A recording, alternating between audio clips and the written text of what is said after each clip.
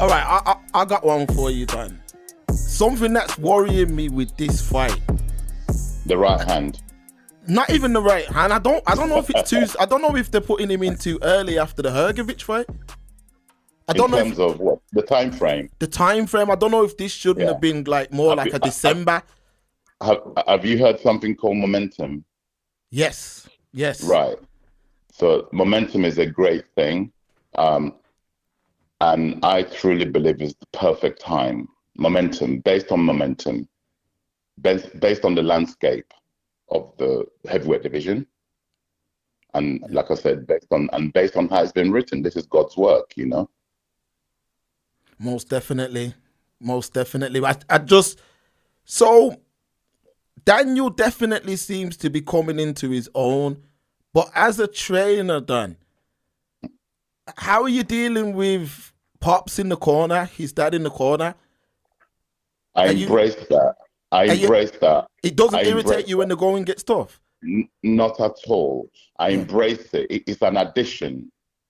His father being there. It's a plus rather than a minus. For a lot of reasons, I'm not going to go into details. Yeah. I embrace that. Whereas the other coaches didn't embrace that. I'm the smart one who recognizes that the inclusion of the father is a plus. I will leave it at that. Okay, then. So Noble, my co-host, that we brought you in a different way, so you can't hear him. But Noble's asking, with the Saudi money involved, is it better for the fighters' careers in the long run? Well, it's a no-brainer. The answer is capital Y, capital E, capital yes. I'm not a hypocrite because I'm involved in the capacity that I am.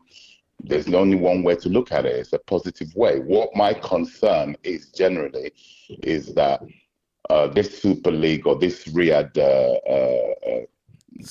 thing that's happening is going to create a big void within the industry that your small hall shows. We need to look at that. I've done a couple of interviews recently, and I pointed out, I really feel strongly that we have to, if there's so much money that's floating around, some of it should trickle down to support the promoters with the small hall shows where these fighters get a basic wage before they step in the ring. Then obviously the ticket sales will be on top to increase their money. So, like I said, happiness is not complete until it's shared. We're very happy at the top of what we're being paid, granted, but that happiness would be nice when other people who, like I said, who are building their careers in the small hall shows are able to get part of this money so that everybody's happy together. That's really what, God willing, it's all, in every walk of life, all based on succeeding. When you're a winner, people will listen to you. When you lose, you smell, they don't listen to you, right? So God willing aids us to be successful. I want to strongly engineer and for this thing to happen. I'm serious about it, where small hall shows, which is the birth of boxing, a lot of people don't qualify to go to Olympics or to the Games, Commonwealth, so they don't get recognized. And it's hard to get a promotional contract from a promoter, a major promoter, if you don't come with a medal or something, amateur achievement. So you find yourself fighting in small hall shows. Many enter, very few get through. The prime example, the people who have succeeded from small hall shows, Anthony Yard comes to mind. Craig Richard Spider comes to mind. There's a number of fighters that have come through that way, but you have to be extraordinary to swim out of that pool of small hall shows. You have to be extraordinary, which is what people like Anthony Yard, they were extraordinary. They didn't go to the Olympics, they didn't go to any of these major games, and they've managed to work their way to where they presently are to make a good living from boxing. But majority, a high percentage don't make it through. But whereas if it's funded, then it will help those who, like I said, doesn't mean they're not talented. It's just that they haven't had the opportunity to be promoted properly. So there's a high percentage of people who retire from boxing because they can't make a living out of it. They've got full-time jobs, although they call themselves professional boxers. They're not. because they've got full-time jobs, not boxing related. So they're really part-time boxers, but yet again, they're going in the ring and fighting. Do you understand where I'm coming from? Yeah, definitely, Right. definitely. What So that's are one of the Saudi things. not building? Are Saudi not building some sort of infrastructure done from grassroots level, or is it Well, only the?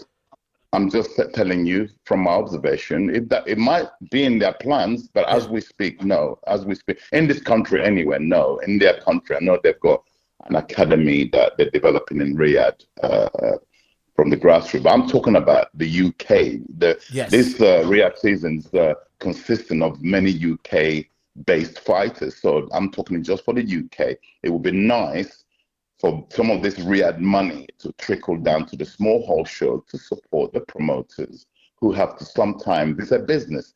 A lot of the shows you see, like your York halls and various venues around the country, the actual independent promoters actually lose money or they break even.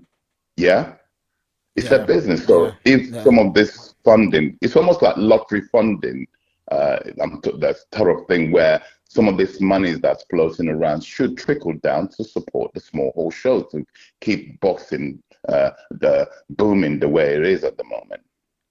Exactly, because although you're seeing what's going on in Saudi, it does kind of, like you said, leave a void here because what's Well, it happening does. It's now? going to create a massive void that if we're not Yeah, careful, it's all very well people getting paid millions, multi at the top. And what about, like I said, the grassroots of boxing? We mustn't neglect that. And then I hope God knows how long this real season is going to last. Nothing must that's be my taken for thing, Don. granted. That's my thing Yeah, because I'm saying, yeah. what if God those knows how guys pull how out? long it's going to last. I mean, I hope it continues, but God knows how long it's going to last. Then what we're going to do? Now, if I I'll need say to. if Turk Al Sheikh gets fed up one day, Don, and says, you know what, I'm fed up of wasting money on boxing. That will be a difficult thing for boxing to come back from. Absolutely, absolutely. So we need to what was it? Prevention is better than cure, as they say in life. It's good to prevent, to see, recognize what we're talking about here, and do something. I will actively. Obviously, I'm going to be very busy preparing Daniel for the fight. This is after the fight. I will, I will hopefully get an appointment with His Excellency and propose. It's only to put a proposal. He's a boxing fan. The man loves boxing. Yeah, first and foremost he's a boxing fan, and he actually knows. He understands boxing. So it's not just some guy who's got access to money. That's he actually loves and he can break down boxing. So he's a big fan of boxing. So it's only a question of putting a proposal pack and saying, look, His Excellency, this is what our concern. We appreciate what you're doing to make all these fights that wouldn't materialize. All the fights that's happening in the last 18 to 24 months, they wouldn't happen. These fights take 5, 10 years to materialize. Sometimes they don't materialize, but they're happening like one after the other. Well, I mean, look at Wilder versus AJ. Exactly. I mean, I'll be honest with you, that's what they were planning to happen, but we Yeah.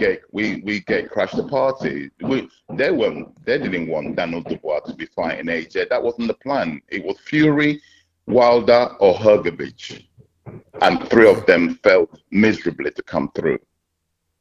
Yeah, but We that's were what. we But Don, as you know, this is what happens when you sit on fights for that long. That Wilder AJ, that's about 5 years too late. Exactly, but had His Excellency been involved back then, that fight would have happened ages ago. So it just shows you what the man has done in the short period that he's been the real season has literally injected some speed, acting like a catalyst to the boxing industry to accelerate the way things are done. And how is it? How is it out in Saudi, Don? Explain that to the. How is it out there in Saudi for as far as the boxing landscape? Like, because you hear Talk Sport and them, they used to complain a lot about the noise and stuff. Does that type of What stuff type of bother you? what type of noise? You know, like how the Englishmen shout like football fans and stuff at the boxing fights. Okay, right. The atmosphere. If you want the atmosphere during contest, it's not. There's still. Remember, this is all new to them. Even the football, they've got people like Ronaldo, Neymar playing in their league. It's a different type of audience. The culture is different. They're very respectful. Yeah. So they're still getting used to the way they support is very, very different to the way we support over here, Yeah, right? Okay, so it's very tribal here, isn't it? It's like tribal. You got fans, opposition fans, and shouting at each other. In some case, some degree, they fight one another. There's a fight going on in the ring, and there's a fight breaking out in pockets yeah, of. But so it's not like absolutely not. Everyone is very highly respected of what's going on in the ring. Like I said, and it's very strict over there. But like I said, they're getting used to it. They're getting used to these type of events, whether it's football or and in our case is boxing. They're getting used to it. It's just a new thing that's happening in their country very regular. Remember, this is a new thing and it's happening very regular. So they're getting used to the way things are done. And what I believe going forward, what I know that's happening, the Saudis are building an infrastructure where they want to make Riyadh become a main player, one of the main players in the world in staging sports in general, boxing. I believe, in the next 3 to 5 years, based on the infrastructure that I've witnessed they're doing over there, they want to license an area of, let's say, 10-kilometer radius area to be able to gambling. They're going to bring gambling and introduce alcohol. Wow. they're bringing them things in, Don. They're going. Yeah, They're yeah, bringing. yeah, yeah, yeah. That, Yeah, I don't know what to think about that, Don. well. Like I said, if you go there, you could see what they're doing, they're building an infrastructure. They're quite aggressive in their approach, yeah, in terms of the development of all the buildings and all the things they're trying to introduce. And it's real. It's not a secret. They're going to bring in alcohol, permit alcohol. As you know, it's a Muslim country. It's a Muslim state. They're going to introduce alcohol and gambling. Once they do that, then that's going to attract a lot of the Western world individuals who would then travel there to. It'd be like Las Vegas type of Yeah, that's exactly what it will be. place. So I believe that's what their long-term plan is to that's the only way this thing will survive and have longevity, because it goes hand in hand. Not that I promote gambling, I don't gamble. Not that I promote alcoholism, I don't drink. But I understand on the business side of it is that once you introduce those two elements, then it will only encourage people who wouldn't otherwise travel there. They then will travel there to be able to gamble, to be able to drink. But like you said, that's gonna bring more people, because as we Audience, know the type of traditionally, audience. booze. Yeah. British people love booze. So if Yeah. they want to attract that audience, Hence why they're doing it, yeah. And because you won't get they're very religious over there, so you're not going to get the actual citizens of Riyadh or Saudi Arabia to suddenly start drinking and gambling. That's not going to happen. You're going to have to import your audience, and they will do that they will encourage that, should I say, by introducing such things. So Don, was you in the room when AJ and Dubois stood up? No, You I wasn't was there? not. No, Yeah, I was that's one thing that I like what I'm seeing about Daniel's now speaking up for himself. You have to excuse the banging in the background. Basically, there's building work going on in my gym upstairs, so there's a lot of banging in the background. So do excuse that. No problem, Don. No problem, man. We're happy to have you on here, Dan. We're happy to have you on here. So yeah, like I said, I'm glad Daniel is coming out of his shell now. It's called maturity. It's called maturity.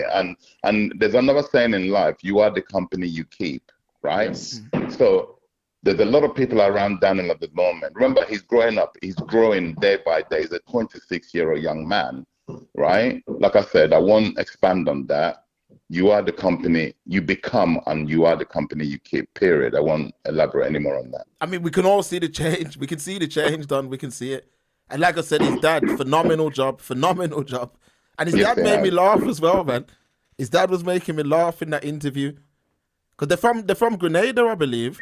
Correct. They're from Grenada, so it's good to see anyway. It's good to see you at this.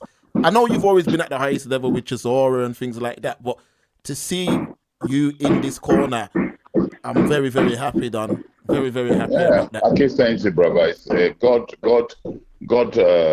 God empowered the father and directed him to bring his son to me. And I told him that. I said, I feel blessed, yeah, that you brought your son to me. And I'll do anything humanly possible to aid him from my knowledge. Yeah, the kid's talented. Like I said, we're operating at 35/40% capacity of his capability, in my opinion. Yeah, he's the first ready-made fighter at a very high level that I've inherited or gotten the opportunity to work with, and I'm relishing the opportunity to turn this kid into what he will be. I'm excited about it because the kid's got so much, and yeah, I'm very excited.